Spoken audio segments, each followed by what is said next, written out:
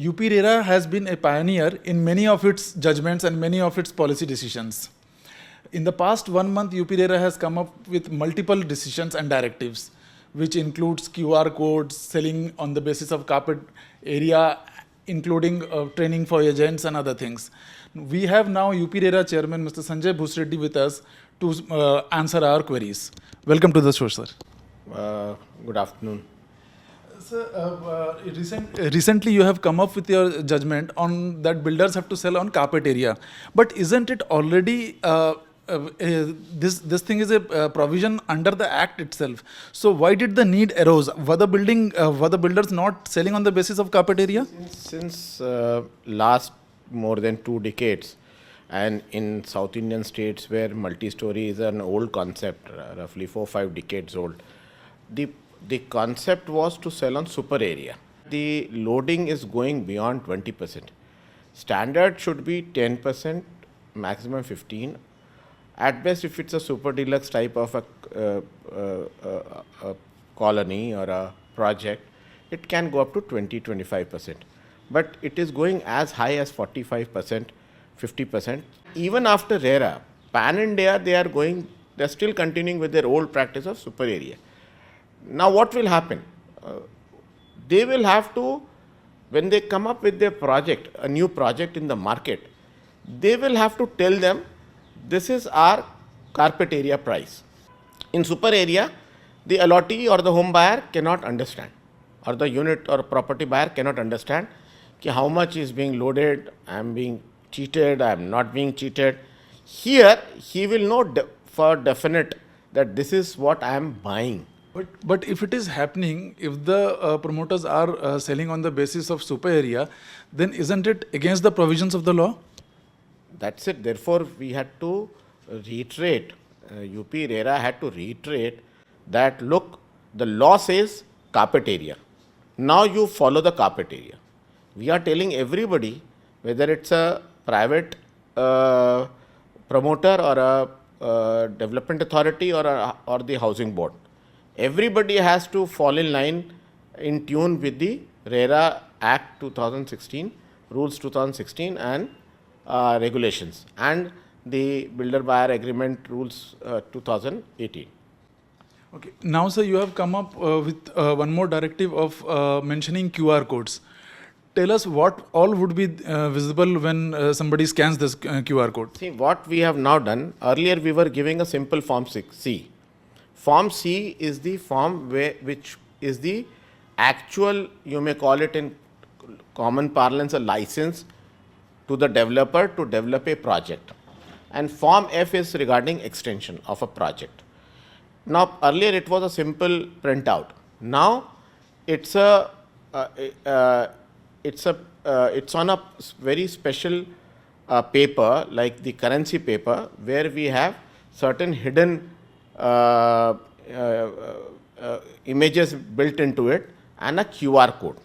So you will find watermark of UPRERA in the, if you see the page and if you see it in UV light or a fluorescent light, you will see the image of UPRERA. That is the watermark. Second, there is a QR code. The moment what we have said, that you should publish the QR code in the newspaper. Earlier we had said, you had also broadcasted and published from your media house, that we had said that please write the PRJ number, that the project registration number, and the URL of UPRERA.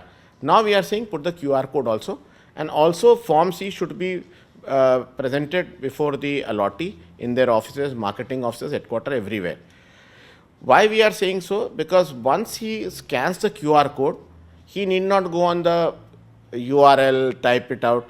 Immediately that project details will open. So what all the promoter is saying in his brochure and in his ad, that the allottee or the home buyer can compare it what he has actually given it to UPRERA. What is given it to UPRERA is authentic. So he can immediately know what is the authentic part. Suppose if he does a misleading ad, though we have penalized more than 4 dozen promoters for giving false ad, for not giving PRJ number, for not giving UPRERA URL. We are coming up with a detailed program of advocacy and education of what these people should see. Because if you are going for a flat or an apartment for your family, you should know what exactly you are getting. So that will get clear with this. Now tell us, so there are certain projects of which RERA registration number has lapsed. They have taken extension and now that period is also lapsed and they haven't been able to finish the project. Now what happens to such projects? No, if the promoter has very valid reasons of not completing, first we give him, he asks for 10 months, 12 months. But if he asks beyond 21 months, then there is we have an SOP and our own regulation. We say then he will have to get the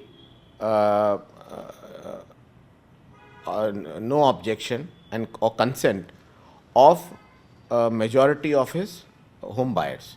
So suppose if it is 120, then we tell them as per this much consent you are required, 66%. If we go for under section 8, then it is 51%, like that. So we have in our SOP we have said that you have to get a majority consent of majority of your home buyers. If they all agree that yes, his intentions are clear and he is trying to complete the project, then we allow him. Otherwise, then there are other routes which is there in the Act, section 8 or section 15. Okay, now RCs have been a problem earlier. You issue recovery certificates, but then the money were not being able to get recovered from the promoters. So what's the status on that? Has there been an improvement in recovery? Yeah, rather pan-India UPRERA is the only authority which has been able to recover such a big amount. Yes, our RC amount is also high, I do admit. But the amount which UPRERA has recovered, around 800 crores, is much more than any other RERA has done.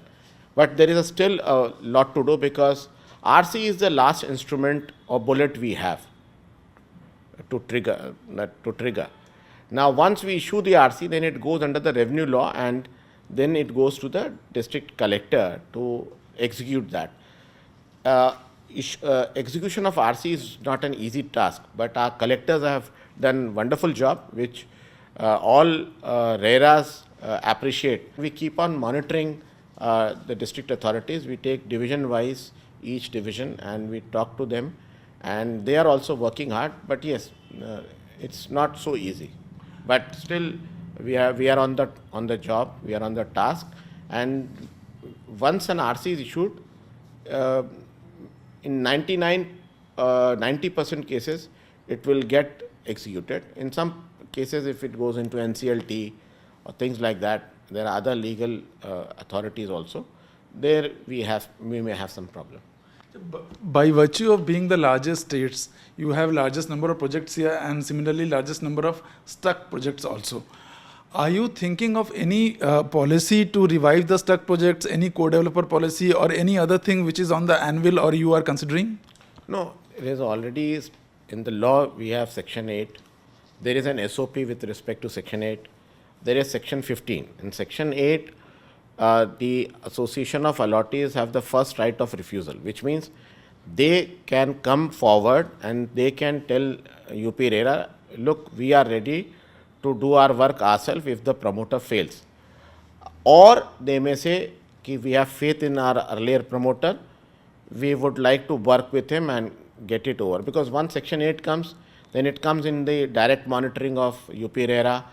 The movement of funds are very closely monitored, and one of our member monitors these section 8 projects. One for NCR area we have a member, and there I myself monitor at Lucknow office for the projects for rest of NCR. So that comes under close scrutiny. So that is one. Sometimes the allottees may bring another promoter, and if they all agree, so then we pass an order for Section 8.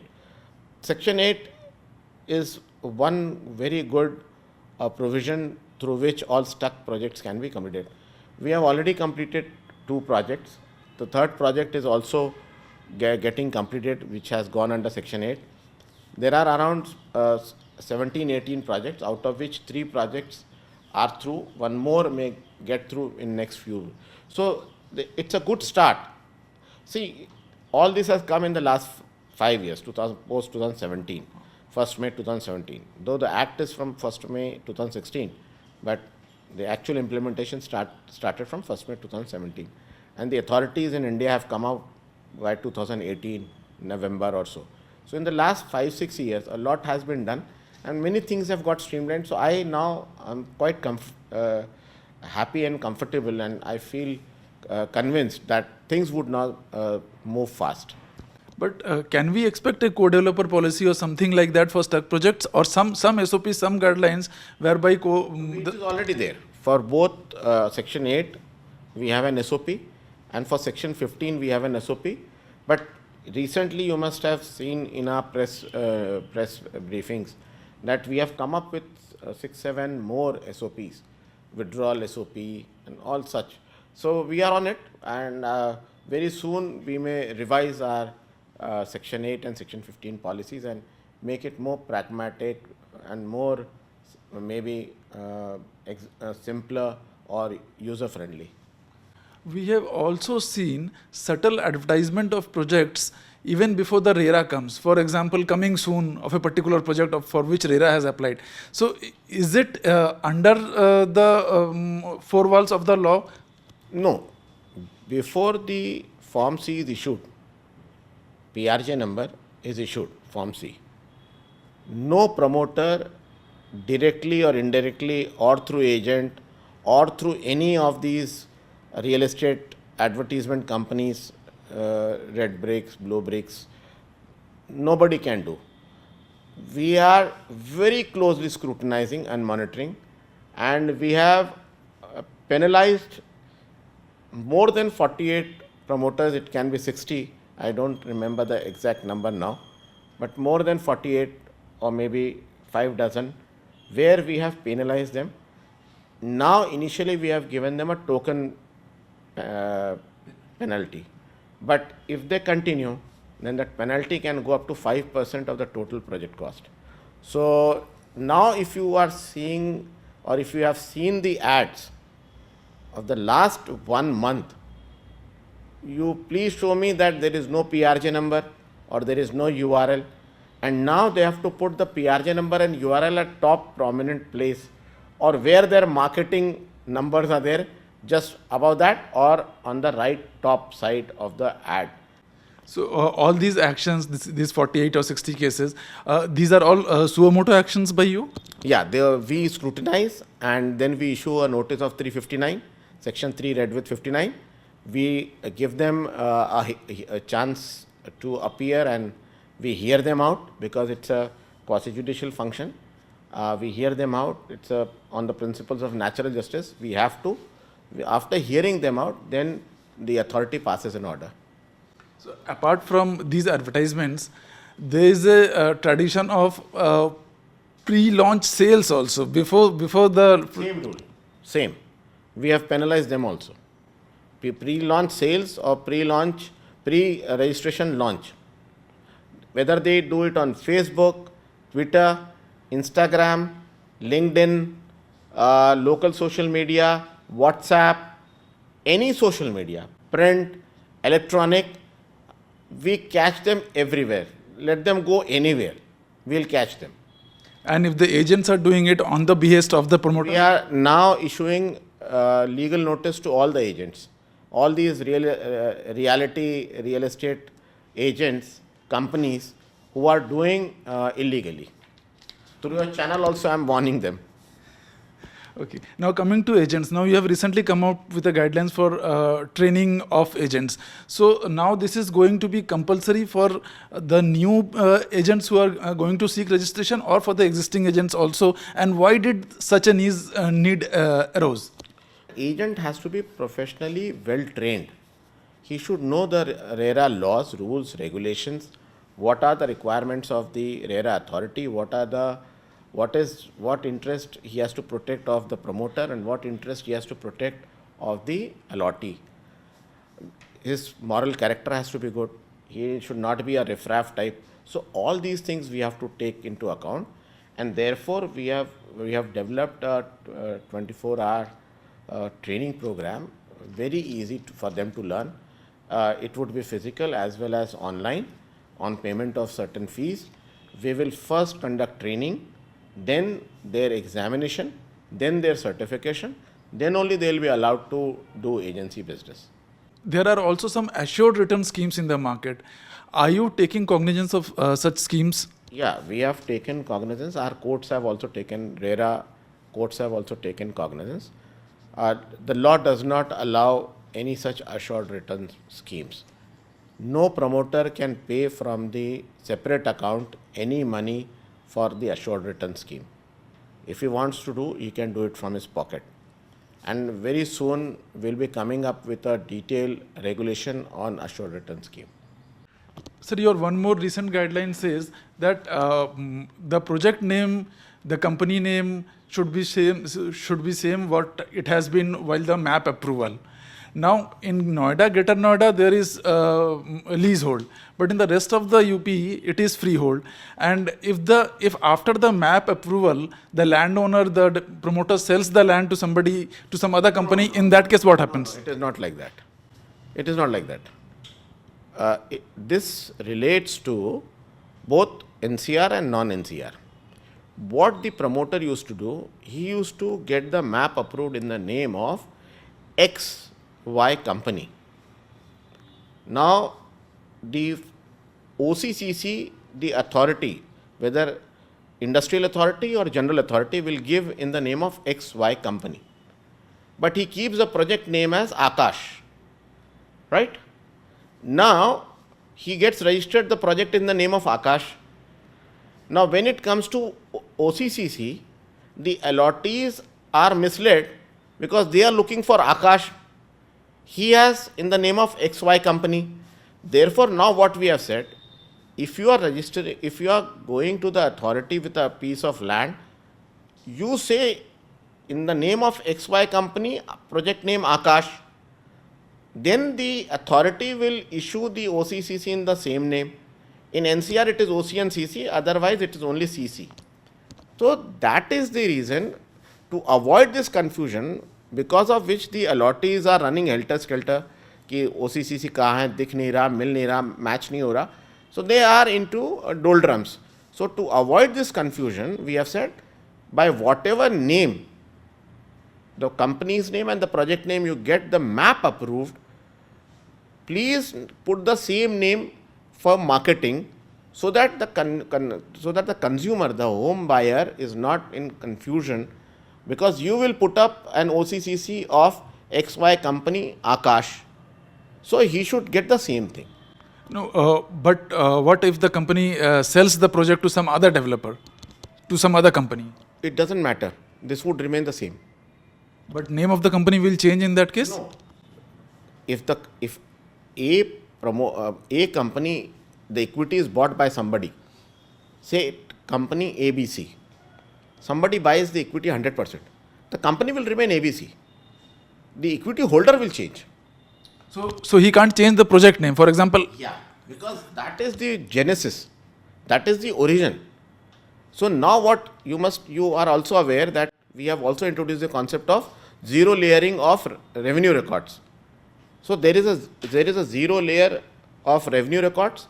On top of it, exactly, it should be superimposed by the map approved by the authority, and then all the services maps, and then the construction over it, so that there is no confusion. Many promoters had, by way of confusion or for some crooked reason, have encroached the neighboring land, had built upon it half-baked project, and then that piece of land went into litigation. Either it was of government, so government took it. Then where do this allottee goes? He has put the whole money, he has paid to the promoter. The promoter has done half construction. Now the promoter doesn't have the title over the land. The land has gone. There is some construction that would be demolished. Where does it was hurting both the promoter and more the buyer. So to protect the interest of both the promoter and the buyer, and more the buyer, we had to come up with all these SOPs. But normally the projects are named, for example, with the name of the company. The company name is prefixed with the project name. Now, if the project is sold... No, but the data is otherwise. There are many, the map is approved in the name or by some other name. And they write tower 1, 2, 3, 4. When they market, they say ABCD. And many times they can have ABCD and 1, 2, 3, 4 both. So these confusions arise. So it has to be very clear. Tower A or Tower 1, whatever AB scheme name ABC, Tower 1 or Tower A. Because the authorities are duty bound to issue OCCC exactly the same in the same name on which they have given their approval, map approval. And everything, map is a statutory document. Neither we can violate, or no promoter can violate, nor the authority can violate. It is a statutory document. For Urban Planning Act, it is under section 15. Similar the Industrial Act. It is a statutory power which the authorities are using, and everybody has to honor it. And therefore, to remove all this confusion and the difficulties which the home buyers face, we have to come up with these regulations. So this regulation is prospective or retrospective as well? This is prospective on the basis of our past experience. And now, what are the new things that we can expect in the coming days from UPRERA? You have asked me today enough for the next 10-15 days. Let's wait, because we are also learning. New things are coming up. Let's wait. We will come to know many more new things. Thank you, sir. Thank you very much for joining. That was UPRERA Chairman Sanjay Bhoosreddy with us. Thank you for watching.